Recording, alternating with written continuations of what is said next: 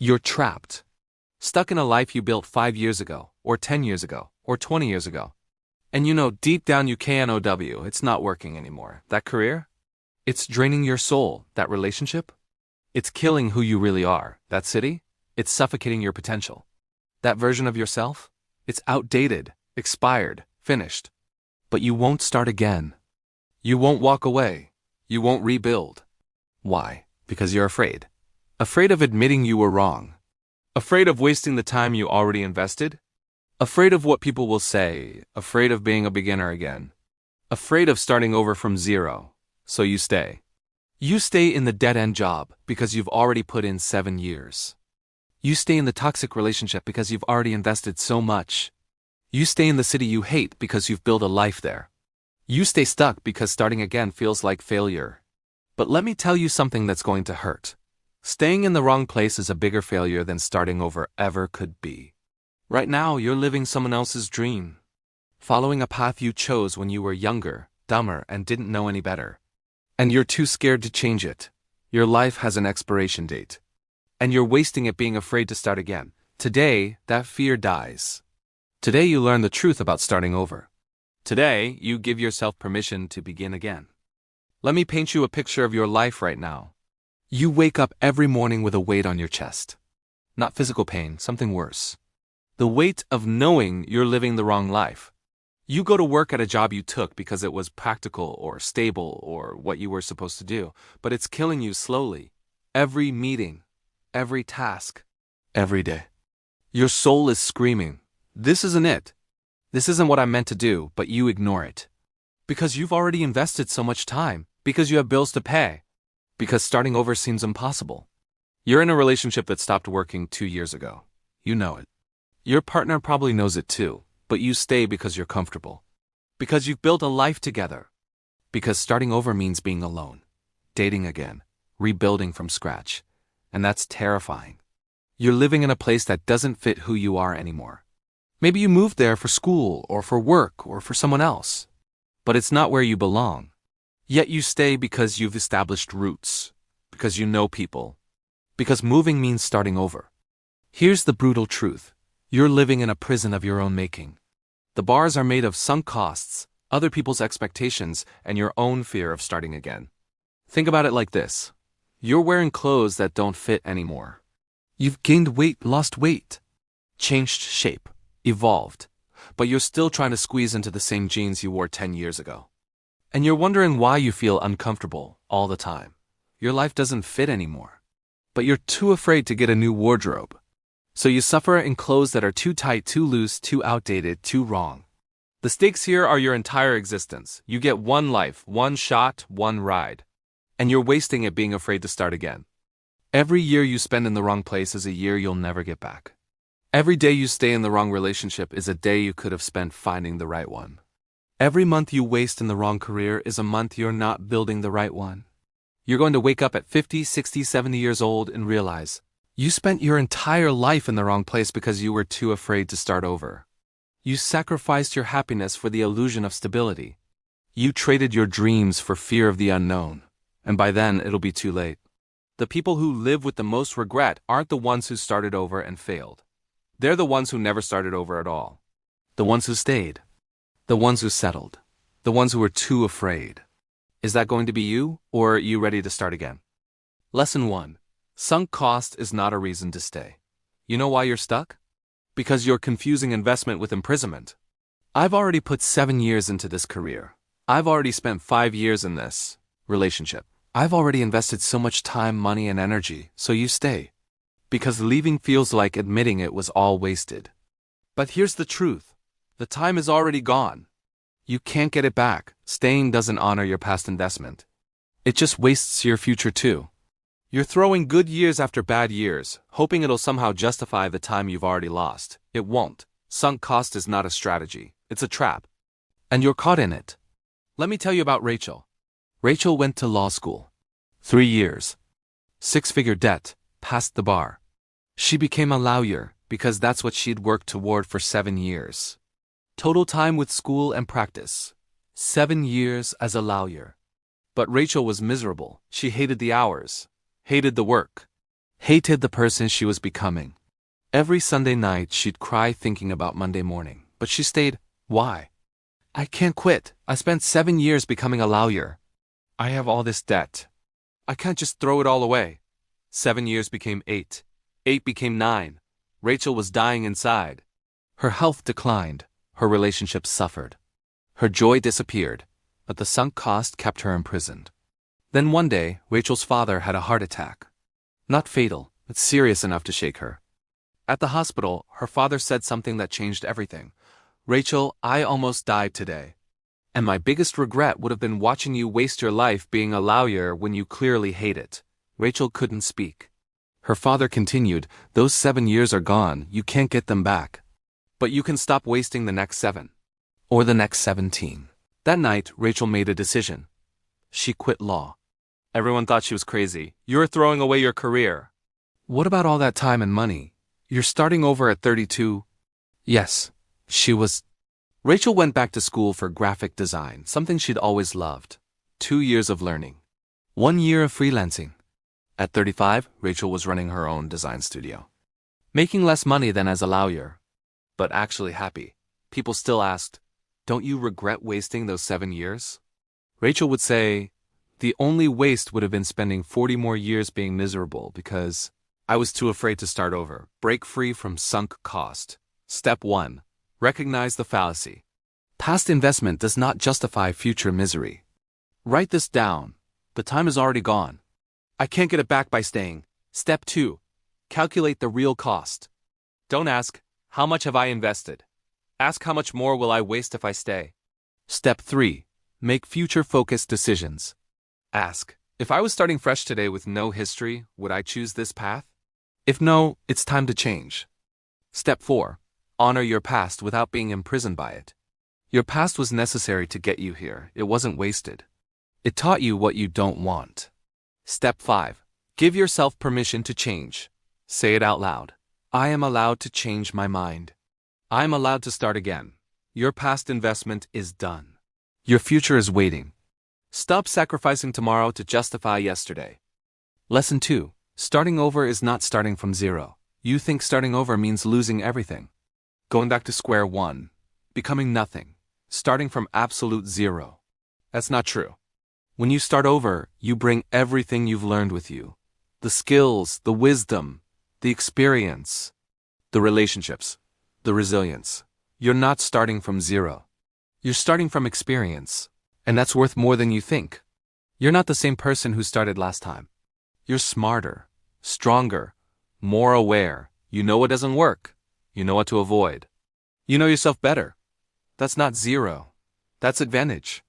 But you're so focused on what you're leaving behind, you can't see what you're bringing forward. Meet James. James was a restaurant manager for 15 years. Good at it. Made decent money. Had a career. But James dreamed of being a photographer. He'd take photos on weekends. Study lighting, learn editing, but he never made the leap. I can't start over. I'd be a nobody in photography. I've built a career in restaurants. I can't just throw that away and start from scratch. 15 years became 16. 16 became 17. James was getting older. His dream was fading. Then one day, a younger manager was brought in above him. James realized, I'm not moving up anymore. I've hit my ceiling. I'm just maintaining now. He had a choice. Maintain this for 20 more years or start over in photography. James chose photography. Everyone said, you're starting from zero at 43? But James wasn't starting from zero. He brought 15 years of management experience. He understood customer service, knew how to run a business, could handle pressure, had developed discipline and work ethic. When James started his photography business, he didn't just take good photos. He ran it like a business. Treated clients professionally, delivered consistently, solved problems efficiently. Within 2 years, James was booked solid. Other photographers who'd been shooting longer struggled to get clients. Why? Because they had photography skills, but no business skills. James had both. He brought all his experience with him. He wasn't starting from zero. He was starting from 15 years of business wisdom applied to a new field. At 45, James made more money as a photographer than he ever had as a manager. Not despite starting over. Because of everything he brought with him when he did. Recognize your real starting point. Step 1. Make an inventory. List every skill, quality, and lesson you've gained from your current path. It's not wasted, it's transferable. Step 2. Identify transferable skills. Leadership, communication, problem solving, discipline, resilience, industry knowledge, relationships. Step 3. Reframe your restart. You're not starting from zero. You're starting from equipped, from experienced, from evolved. Step 4. Leverage your advantages. How can your existing skills give you an edge in your new path? Find the overlap. Step 5. Trust your foundation. Everything you've done has built the person who's capable of starting again. That person is stronger than the one who started last time. You're not going backwards. You're taking everything you've learned and applying it to something better. That's not starting over. That's leveling up. Lesson 3. Other people's opinions are not your prison. You're not afraid of starting over. You're afraid of what people will say. What will my parents think? What will my colleagues say? What will my friends think? Everyone will think I'm a failure, so you stay in misery to maintain their approval. You're living your life for their comfort, and it's killing you. Here's the truth. The people judging you aren't living your life. They're not waking up in your body. They're not feeling your unhappiness. They're not lying awake at night knowing they're in the wrong place. You are, and their opinions, no matter how loud, don't matter more than your one life. Most people who judge you for starting over are jealous. They're stuck too. And you starting over reminds them of their own cowardice. So they pull you down to make themselves feel better. Don't let them. Let me tell you about Maria. Maria was a doctor. 8 years of school, residency, the whole path. Her parents were so proud. Immigrant parents who sacrificed everything for her education. Our daughter, the doctor, but Maria hated medicine. She'd gone into it for them, not for herself. And now she was trapped. She wanted to be a writer, always had. But how could she tell her parents, I'm leaving medicine to write? They'd sacrificed everything, worked multiple jobs, sent her to school, and she was going to throw it away? Maria stayed in medicine for 6 years after realizing she wanted out. 6 years of misery to avoid disappointing her parents. Then Maria's mother got sick. Nothing serious, but it scared Maria. She realized, my mother isn't going to live forever. And when she's gone, I'll still be a doctor. Living her dream, not mine. Maria made a decision. She told her parents she was leaving medicine to write. The reaction was exactly what she feared. Anger, disappointment, confusion. We sacrificed everything for you. You're throwing away your career. What will people think? Maria said something powerful. I love you. I'm grateful for everything you've done. But I can't live your dream for my entire life. I have to live mine. Her parents didn't understand at first. They stayed angry for months. But Maria started writing. She wrote a novel. It got published, then another, then another. 5 years later, Maria was a successful author, and her parents? They came around. Because when they saw Maria actually happy, truly deeply happy, for the first time in years, they realized they didn't want their daughter to be a doctor. They wanted their daughter to be happy. They just hadn't known the difference until Maria chose happiness. Break free from other people's expectations. Step 1. Recognize whose life you're living. Ask honestly, am I making this decision for me or for someone else's approval? Step 2. Accept temporary disappointment. People might be upset at first. That's okay. Their feelings are not your responsibility. Step 3. Set boundaries. Practice saying, I appreciate your concern, but this is my decision. Don't justify. Don't over-explain. STEP 4. Find your people. Connect with people who've started over. Join communities of people on new paths. You need support, not judgment. Step 5. Trust that real love adapts. People who truly love you will eventually support your happiness. People who don't aren't your people anyway. You will never be free if you're living for other people's approval. Their opinions are noise. Your life is yours. Choose accordingly. Lesson 4. Beginner's mind is a superpower. You're afraid of being a beginner again? You've spent years being the expert, the experienced one, the person who knows. And starting over means being the newbie again, the one who doesn't know, the one who asks questions, the one who makes mistakes. And that terrifies you. But here's what you don't understand. Being a beginner is a gift. Beginner's mind means no ego, no bad habits. No, this is how we've always done it. You're open, curious, Willing to learn. That's not weakness. That's the fastest path to mastery. The people who struggle most in new fields aren't the beginners. They're the people who bring too much ego from their old field and refuse to actually learn. Being a beginner again is a superpower, if you're willing to embrace it. Meet David. David was a senior executive at a tech company. 20 years in corporate, respected, well paid, important, but burned out. Completely fried, David decided to start over. He wanted to be a yoga instructor, total 180-degree change. The first class he attended, David was the oldest person there, the least flexible, the most lost. 20-year-olds were doing poses he couldn't even attempt. David's ego screamed at him, "This is embarrassing! You're a senior executive. You shouldn't be the worst person in a beginner class." He almost quit after week 1. But then David made a choice. I'm going to embrace being a beginner. He showed up early, asked questions, admitted what he didn't understand. He fell, he wobbled, he modified poses. And he didn't care who was watching. Meanwhile, there was another person in the class, a former personal trainer trying to transition to yoga. This person refused to admit they were a beginner. Tried to do advanced poses. Wouldn't ask for help. Ego overruled learning. 6 months later, David had become a certified instructor, teaching classes, growing rapidly. The former trainer quit after 3 months. Too proud to actually learn. David said, "Being a beginner was the best thing that happened to me. I had no ego to protect. I just learned everything like a sponge. In my corporate career, I was always the expert. I stopped learning. I stopped growing. Starting over forced me to become a student again. And that changed everything. Embrace beginner's mind. Step 1. Drop your ego. Say, I don't know, and that's okay.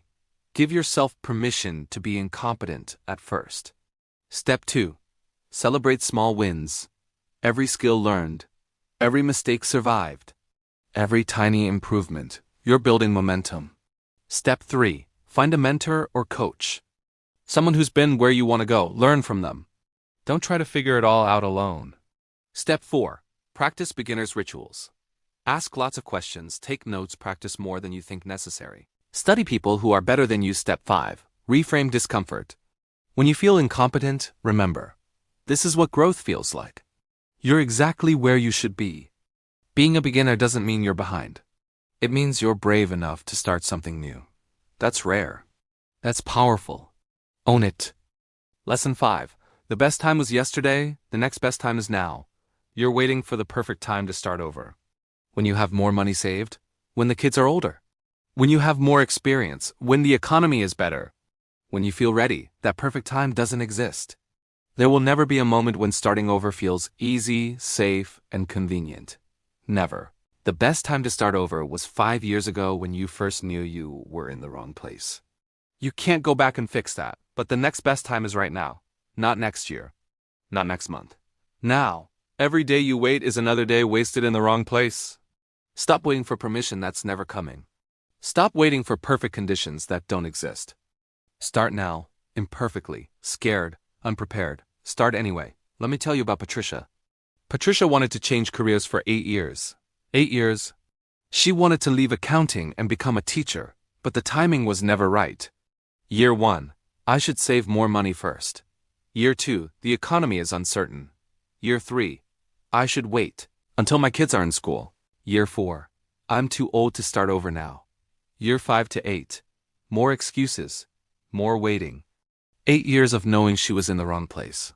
8 years of waiting for the perfect time. Then Patricia's best friend died suddenly. Age 44, healthy one day, gone the next. At the funeral, Patricia realized, I've been waiting for the perfect time for 8 years. My friend ran out of time. I might too. The next Monday, Patricia gave her notice. No perfect plan, not enough savings, kids still young. Economy still uncertain, but she started.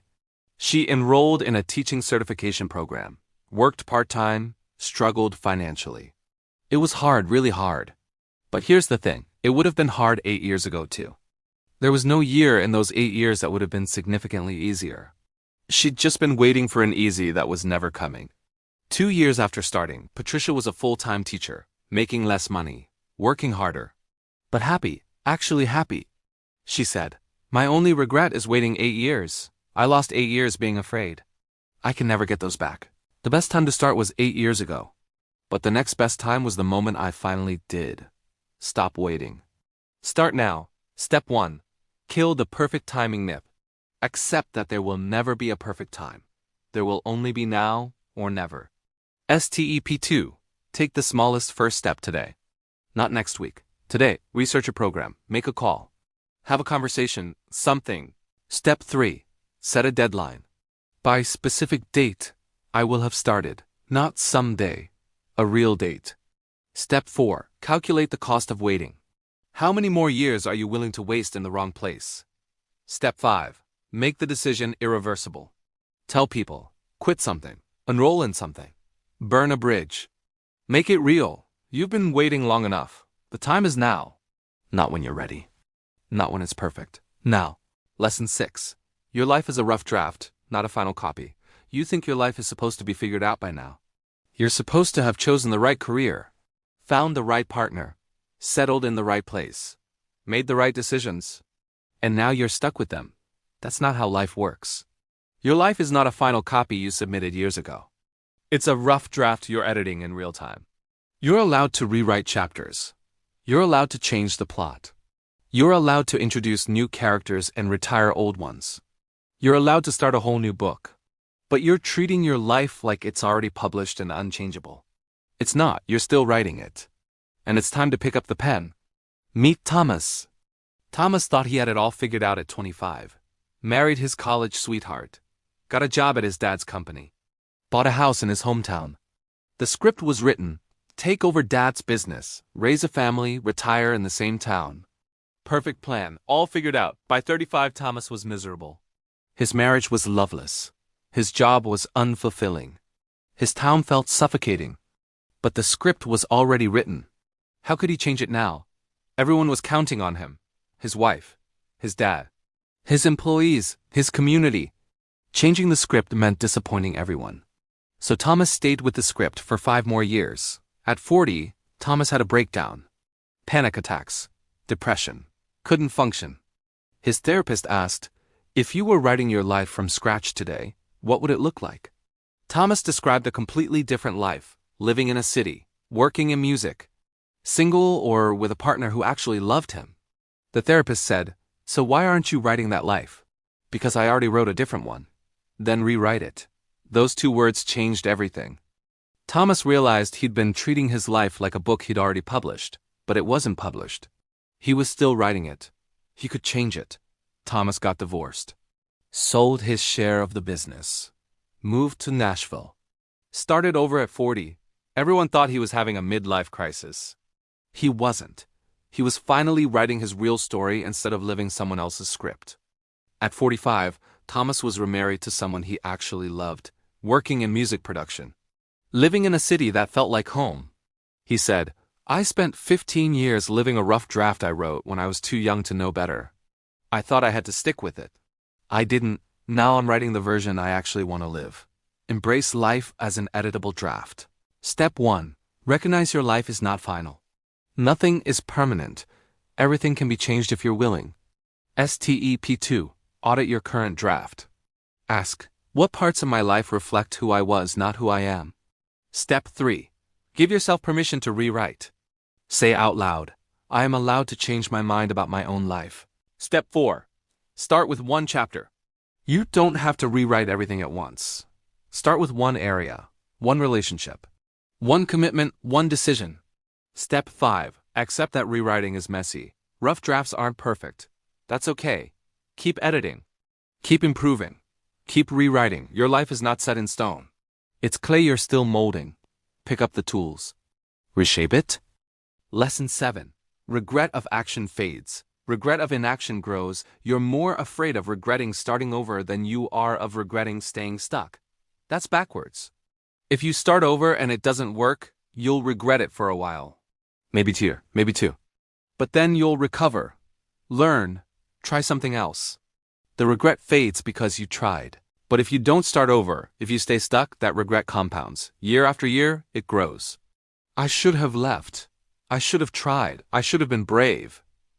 That regret doesn't fade. It metastasizes. And it's still there at 60, 70, 80 years old. That's the regret that destroys people. Not the regret of trying and failing. The regret of never trying at all. Let me tell you about two brothers, Robert and William. Both unhappy in their careers at 35. Robert was a lawyer who wanted to be a chef. William was an accountant who wanted to be a writer. Robert took the leap, went to culinary school, opened a restaurant. The restaurant failed after 2 years. Robert lost money, went back to law temporarily. William played it safe, stayed in accounting, told himself he'd write someday. 10 years later, Robert had tried restaurants again. This time it worked. He owned 2 successful restaurants, happy, fulfilled. He didn't regret the first failure. It taught him what he needed to know. William, still an accountant, still talking about writing someday, still stuck. The regret was eating him alive. 20 years later, Robert was thriving, living his dream. William was bitter, resentful, full of regret. At a family gathering, William said to Robert, "You're so lucky you went for it." Robert said, "Luck had nothing to do with it. You had the same opportunity. You chose differently." William replied, "But what if I'd failed like you did the first time?" Robert said, "I'd rather fail trying than succeed at something I hate. At least I tried, at least I know. You'll spend the rest of your life wondering what if. My regret lasted 2 years. Yours will last forever." William couldn't respond. Because Robert was right. The regret of inaction had been growing for 20 years. And it would keep growing until the day William died. Choose the regret that fades. Step 1. Project forward. Imagine yourself at 80. Which regret will hurt more? I tried and failed, or I never tried at all. Step 2. Understand failure is temporary. If starting over doesn't work, you can pivot again. You're not stuck with every decision forever. Step 3. Recognize stuck is also a choice. Staying is not neutral. It's an active decision, and you'll regret it. Step 4. Give yourself a time limit. I'll try this new path for X years. If it doesn't work, I'll reassess. Having an endpoint reduces fear. Step 5. Remember, trying is evidence of courage. Not trying is evidence of fear. Which story do you want to tell? Regret of action fades. Regret of inaction haunts. Choose wisely. Right now, in this exact moment, 2 versions of your future exist. In one future, you stay. You stay in the wrong job, the wrong relationship, the wrong city, the wrong life. You convince yourself it's fine, it's practical, it's safe. And every year, a little more of you dies. Your dreams get quieter. Your passion fades. Your spirit breaks. Until one day, you're old and you realize you never actually lived. You just survived. In the other future, you start again. It's scary, it's hard, it's uncertain. But you do it anyway. You face the fear. You ignore the judgment. You become a beginner again. And slowly, piece by piece, you build a life that actually fits, a life that's yours. Not perfect, but real. But honest. But alive. These 2 futures are equally possible. The only difference is the choice you make today, right now. Your future self is watching you, 10 years from now, 20 years from now. And that version of you is begging you to be brave, to start again, to choose the harder path that leads to the better life. Because that future version knows something you don't know yet. The pain of starting over lasts months. The pain of staying stuck lasts decades. The clock is ticking. Not to pressure you, to wake you up. You don't have unlimited time to figure this out. Every day you stay in the wrong place is a day you can never reclaim. But every day you move toward the right place is a day you're building the life you actually want. The choice is yours. But make it today. Make it now. Make it count. If this message hit you in your core, if something inside you knows it's time, here's what you do. First, subscribe to this channel right now. We're building a community of people brave enough to start again. People who refuse to die with their dreams still inside them. Join us. Second, comment below with one word. Again, that's your declaration, your commitment. Your promise to yourself that you're not staying stuck anymore. Third, take one action today. Not tomorrow. Not next week. Today. One action towards starting over. Research something, make a call, have a conversation. Write a plan. Something. Here's what I know about you. You already know you need to start over. You've known for a while, you're just waiting for permission, or courage, or certainty. Here's your permission. You're allowed to start again. Here's your courage. You're braver than you think. Here's your certainty. Staying stuck is the only guaranteed failure. Starting over is not giving up. It's refusing to give up on yourself. It's not weakness. It's the strongest thing you can do. It's not failure. It's the first step toward success. The people who change the world, they're not the ones who got it right the first time. They're the ones who were brave enough to start again. And again, until they got it right. You don't need to have it all figured out. You don't need to know the entire path. You don't need perfect conditions. You just need to start. Today. Right now. This moment. Your old life is waiting for you to leave it. Your new life is waiting for you to begin it. Don't be afraid to start again. Be afraid of never starting. The clock is ticking. Your life is waiting. Start again. Now, I'll see you on the other side. Let's go.